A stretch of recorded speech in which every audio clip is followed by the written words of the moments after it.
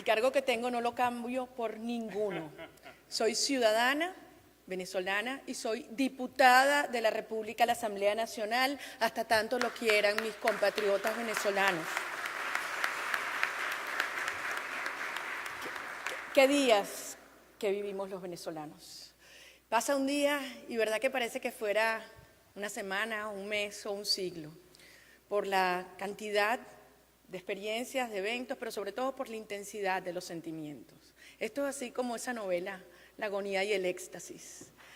La agonía que siento y que no puedo olvidar el rostro de Marvinia Jiménez, una madre de 35 años, madre soltera, costurera, con un hijo de 7 años, que el 23 de febrero estaba caminando por delante de su casa en una zona popular del estado Carabobo llamado La Isabelica, y vio la protesta, escuchó los gritos, salió a tomar fotografías y de repente se vio en la mitad de un batallón de la Guardia del Pueblo, la lanzaron contra el piso y mientras algunos la agarraban, una mujer, una guardia del pueblo, se quitó el casco y le golpeó sin misericordia contra su cara. Marvinia se la llevaron presa, estuvo 2 días desaparecida, aislada. Las fotografías y los videos aficionados fueron tan contundentes que recorrieron el mundo y no les quedó más remedio que liberarla. Sí la liberaron con 5 cargos imputada, entre otros de instigación al odio, de robo, de alteración del orden público, pero la guardia que la golpeó está perfectamente libre, ni siquiera investigada a estas alturas. Esa es la agonía y esto lo vemos ahora de una manera masiva y sistemática en todas las calles de Venezuela, cómo se están violando los derechos humanos de una manera cruel, brutal. Pero el éxtasis consiste en recorrer también estas calles de Venezuela y ver los ojos, ver la mirada de los jóvenes que están protestando, tragando gas, recibiendo perdigones, golpes, amenazas, pero siguen firmes, conscientes de qué orden y de qué trascendencia es la lucha que estamos dando. Y para mí es profundamente orgulloso ver que al lado de ellos están sus madres, porque estos jóvenes no crecieron en democracia, pero tuvieron el ejemplo en sus hogares de sus padres y sus madres, con su ejemplo y con su amor por estos ideales y por nuestro país. Hasta hace 8 semanas, quizás el mundo pensaba que Venezuela era un país doblegado, que a pesar de la crisis económica más brutal, terrible de nuestra historia, no tengo que entrar en detalles de lo que son los niveles de escasez, la inflación más alta del planeta, el empleo precario, sueldos de hambre, la salud y la educación en el suelo y desde luego una violencia que alcanza unos índices de un país en guerra, con una impunidad en homicidios por encima del 96% y con una corrupción obscena que es una bofetada para cada uno de los venezolanos todos los días. Pero aún así, el régimen había logrado silenciar los sueños, las aspiraciones. Venezuela era una sociedad resignada, aterrorizada, adormecida. Nuestros jóvenes nos llamaron a la calle y toda Venezuela salió con ellos. Y Venezuela despertó. Venezuela despertó en el movimiento cívico pacífico más profundo, contundente y amplio de nuestra historia. Y cambiamos la historia, porque este movimiento es irreversible y no tiene vuelta atrás. No puedo olvidar ese 12 de febrero cuando se convocó esta marcha histórica estudiantil y estábamos allí en la tribuna con los estudiantes esperando que llegara la gente. Y esperábamos entre 10 o 15.000 personas, porque con la censura total que hay y la autocensura en los medios, pues toda la convocatoria había sido al estilo argentino, con redes sociales. Y llegaron 5.000, 10.000, 15.000, 20.000 personas y estábamos felices. Pero de repente vemos cómo siguen llegando 30.000, 40.000, 50.000, más de 60.000 personas salieron a las calles en Caracas el 12 de febrero, demostrando que lo que estaba en gesta era realmente un movimiento de emergencia, de insurgencia ciudadana frente a la humillación y a la violencia impuesta durante estos 15 años por este régimen brutal. ¿Qué podía hacer el señor Maduro y su régimen ante esta contundencia de la movilización ciudadana? Optó por reprimir, pero ¿tenía realmente otra opción? Hay quienes piensan que no. No, porque, como bien dije antes, la situación real, económica y social es de tal gravedad que permitir un movimiento y una protesta de esta magnitud podría ser verdaderamente demoledor para su estabilidad. No, porque el señor Maduro tiene muy claro qué es lo que queremos la enorme mayoría de los venezolanos y no querían abrir una puerta a que esos venezolanos tomáramos nuevamente las calles. Y no, fundamentalmente, porque los cubanos no se lo permitían.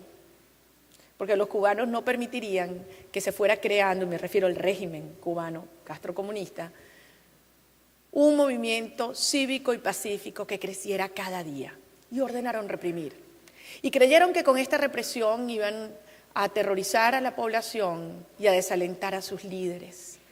Lo que no se dieron cuenta es que ya habíamos cruzado un umbral los venezolanos y que esta indignación, lejos de paralizarnos, nos dio mucho más fuerza y mucho más razones para permanecer unidos, firmes, claros en la calle. ¿A dónde ha llegado esta represión? Yo creo que ustedes que nos quieren y que nos siguen han visto la evidencia. Esas imágenes que se han grabado en nuestras conciencias y nuestros corazones, pero que le han dado la vuelta al mundo.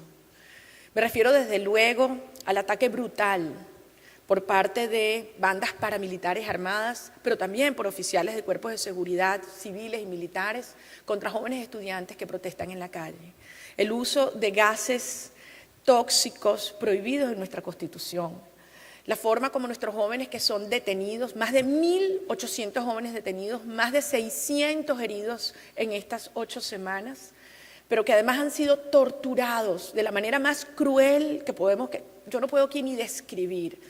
No me refiero solamente a golpes, heridas, jóvenes rociados de gasolina, amenazados que iban a ser incendiados, jóvenes que han sido violados, jóvenes a quienes se les decía que mientras estaban detenidos, sus madres estaban siendo violadas para conseguir confesiones terribles, descargas eléctricas, muchachos que me contaban cómo, porque he hablado con ellos, los tuvieron arrodillados sobre alcantarillas durante 6 y 12 horas con las manos amarradas y los obligaban a confesar sus penas, sus crímenes.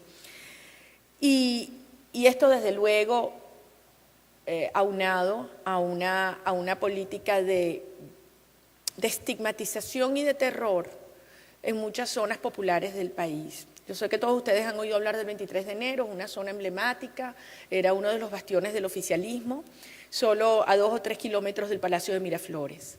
Pues bueno, en el 23 de enero hay bandas criminales, los llamados colectivos del terror, que van casa por casa y donde tienen alguna información de que algunos de sus miembros protestaron o están en contra de la política del gobierno, les marcan las puertas con pinturas al mejor estilo fascista clásico. Y en las noches, si tocan cacerolas, disparan a los balcones y a las ventanas. Por supuesto, esto ha ido acompañado de la detención de dirigentes políticos. El caso de Leopoldo López es obviamente uno fundamental, un líder fundamental de la unidad democrática venezolana, el quien ha sido producto o víctima de un juicio sumario, está aislado en una cárcel militar, sin derecho a la defensa ni a tener contacto con su familia. En los últimos 3 días han sido secuestrados, porque eso es el término, secuestro de Estado, el alcalde Daniel Ceballos de San Cristóbal, sin juicio, sin investigación. La Sala Constitucional del Tribunal Supremo de Justicia se constituyó en tribunal penal y fueron a un hotel donde él se encontraba sin orden de detención, sin identificación, y se lo llevaron preso y está también en la sala, en el cuartel militar, en la cárcel militar, al igual que el alcalde Escarano, quien fue destituido por decisión de esta sala constitucional, y el delito es que tanto el alcalde Ceballos como el alcalde Escarano se negaron a reprimir la protesta ciudadana. Hay otros 4 alcaldes que están ahora en la misma fila de espera porque ya fue anunciado por el señor Maduro que es contra ellos a quien a quien se le debe atacar y detener.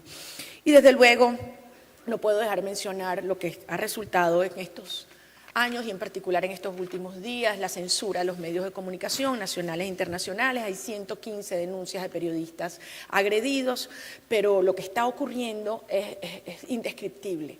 En Venezuela, estoy vivo en Venezuela, y mientras hay estos ataques simultáneos en 15, 18 estados, bueno, las televisoras están transmitiendo comiquitas, novelas, programas que ignoran la realidad y la gravedad de lo que ocurre, y los medios impresos, que es lo que básicamente nos quedaba, pues ahorita están subsistiendo algunos porque no tienen papel periódico y no les suministran dólares para adquirirlo.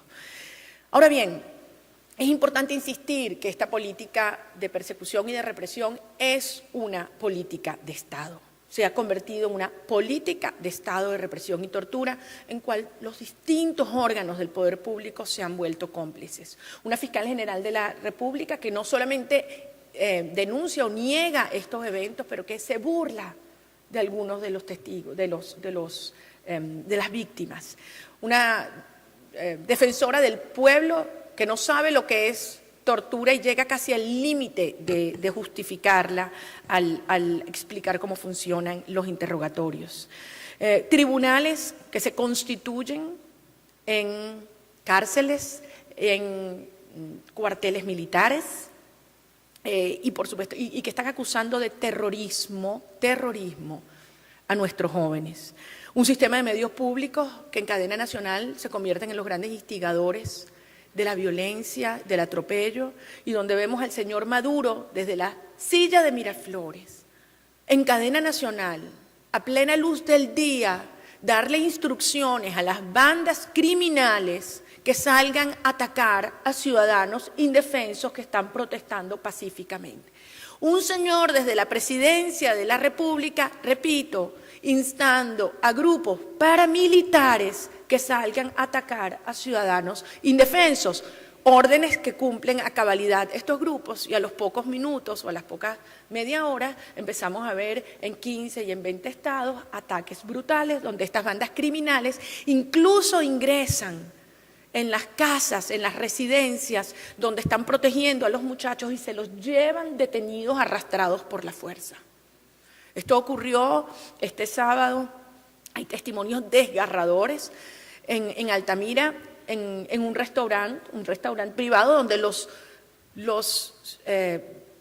comensales, los visitantes protegían a los muchachos para que no se los llevaran y no lograron impedir que se llevaran algunos arrastrados y desaparecidos algunos de ellos.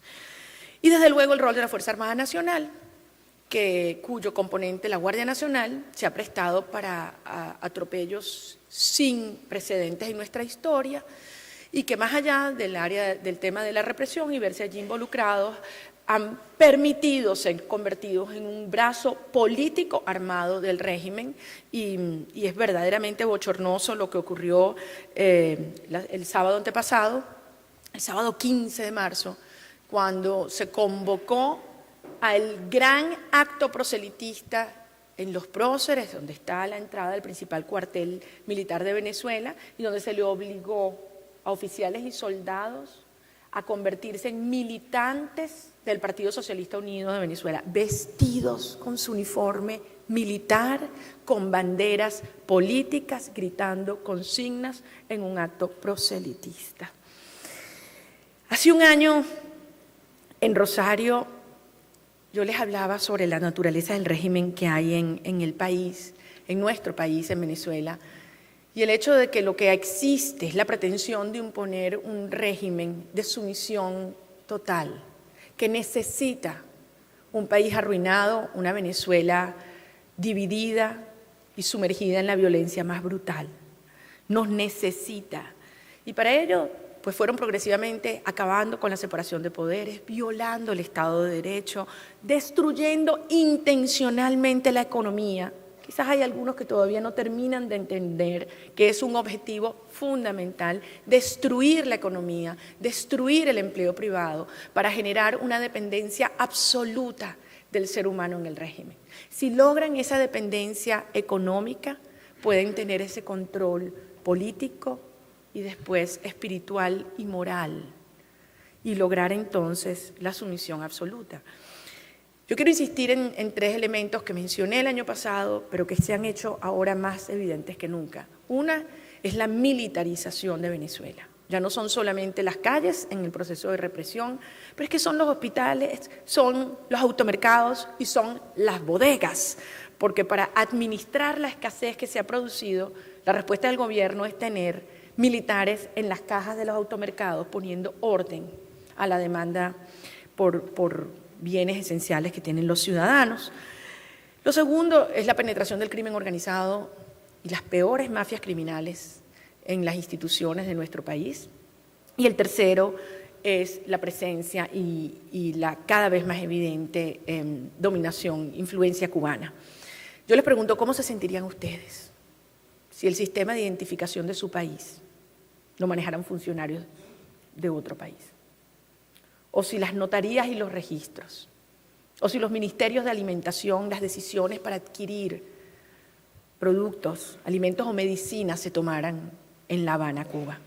¿Cómo se sienten nuestros militares, oficiales y soldados, ante la presencia de militares cubanos en el Comando Estratégico Operacional que toman decisiones operativas sobre nuestras Fuerzas Armadas? De modo que ha habido una entrega absoluta, ha sido ultrajada nuestra soberanía nacional sin disparar un tiro, financiada desde Venezuela.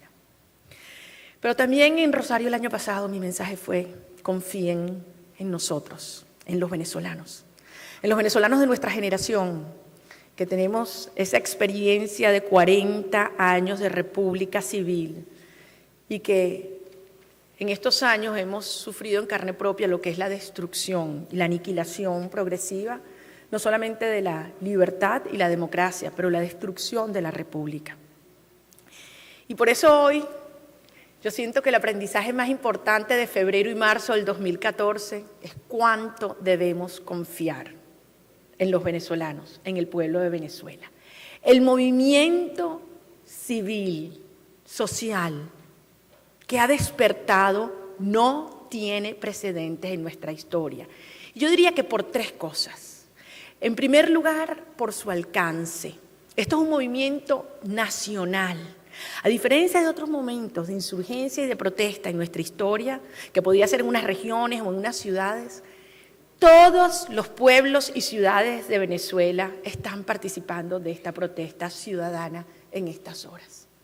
En segundo lugar, es un movimiento transversal en la sociedad.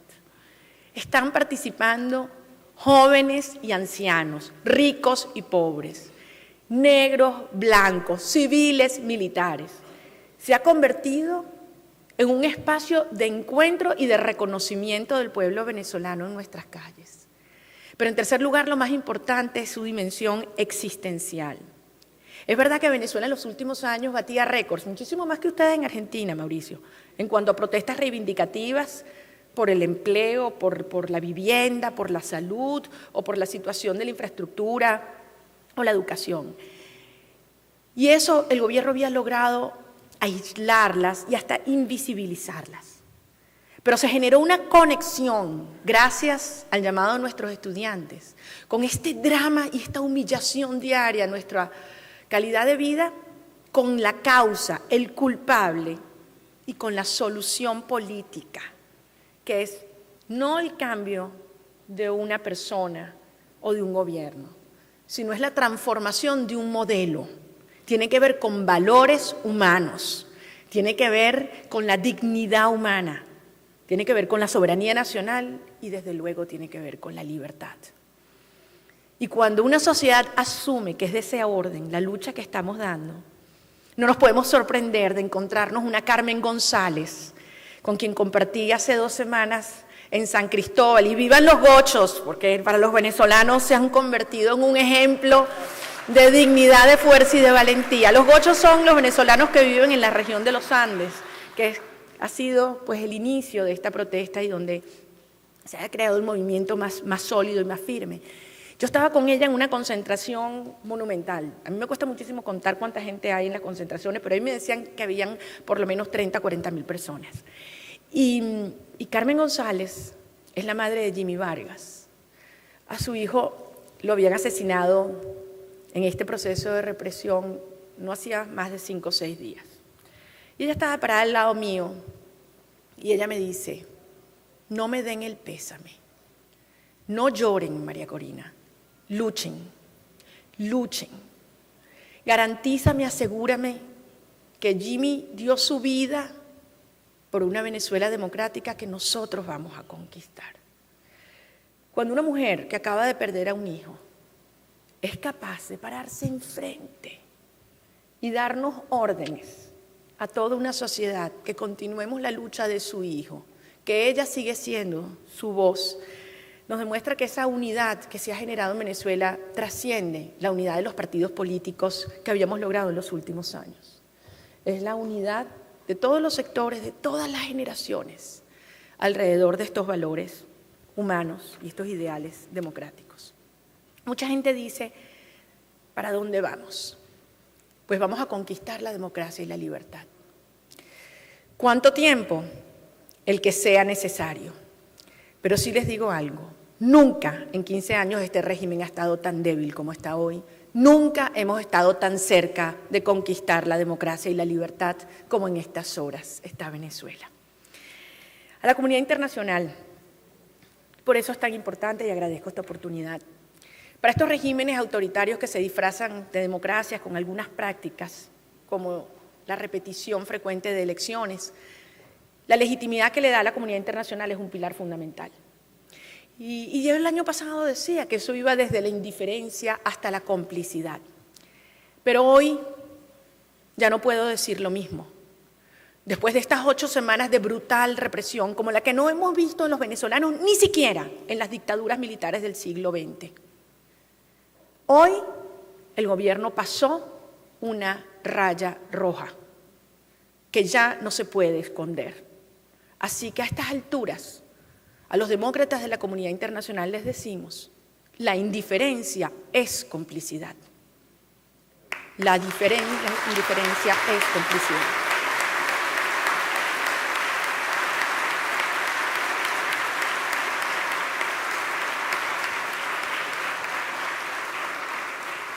Y coincido con todos ustedes que a pesar de este dolor profundo, infinito, que sentimos los venezolanos y las madres cuando vemos a cada joven asesinado por la espalda, con tiros en la cabeza, con perdigones de la cabeza hasta los pies. Un muchacho en Valencia, quien fui a acompañar a la sala de emergencia y estaba su mamá, desde la cabeza hasta los pies tenía Juan Carlos. Y lo que el muchacho me decía era, estoy rezando que se me cure rápido estos golpes en las piernas para regresar a la calle con mis compañeros. Y la mamá lloraba y me decía, pero yo voy a ir con él. Por eso yo les digo, sí, hay una enorme oportunidad. Porque hemos despertado, pero hemos despertado también a entender que es la hora de hacernos estos nuevos planteamientos y estas nuevas ideas que con valentía tenemos que defender para esa nueva Venezuela que vamos a construir. Es la hora de entender que este drama que hemos vivido es el entierro porque demuestra el fracaso del populismo, el clientelismo, el centralismo del pasado. También de otros males que venían de mucho más atrás, como el militarismo y uno nuevo, el totalitarismo. Los venezolanos, esa es la responsabilidad que asumimos en esta hora. Y como usted bien nos decía, don Mario, lo escribí hace, creo que como un año más o menos, decía que hoy, como hace 200 años, el futuro y la libertad de América Latina se decide en suelo venezolano. Por eso yo quiero decirles una vez más, confíen en nosotros, yo confío en los venezolanos. Vamos a dar esta lucha hasta vencer y conquistaremos no solamente la libertad de Venezuela, sino también la de toda América Latina. Muchísimas gracias.